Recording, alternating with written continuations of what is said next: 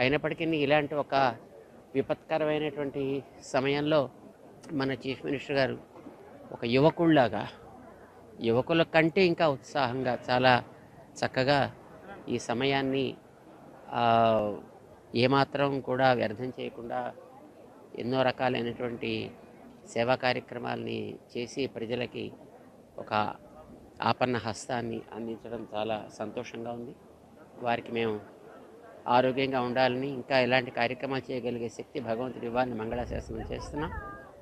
గతంలో విశాఖపట్నంలో హుడ్హుడ్ వచ్చినప్పుడు ఎంత శీఘ్ర గతిలో దాన్ని మళ్ళీ పునరుద్ధరణ చేశారు. ఈసారి ఈ విజయవాడ పరిసర ప్రాంతాలని కూడా అంత శీఘ్రగతిలోనూ పునః వాటి యొక్క స్థితికి తీసుకురాగలగడంతో పాటు ఈ 3-4 రోజుల్లో మన సీఎం గారు చేసేటటువంటి ఈ బాధిత పీడిత వ్యక్తుల యొక్క సౌకర్యాలు అయితేనేమి, జాగ్రత్తలు తీసుకునే విషయంలో అయితే వారు చూపించేటటువంటి చొరవ, అర్ధరాత్రులు కూడా వారు తిరిగేటటువంటి ఆ ఓపిక చాలా ఆశ్చర్యాన్ని కలిగిస్తుంది. భగవంతుడు వారికి ఆ శక్తిని మరింతగా ఇచ్చి చక్కగా వారి చేత ఈ కార్యక్రమం బాగా చేయాలి అని మేము ఆశిస్తాం.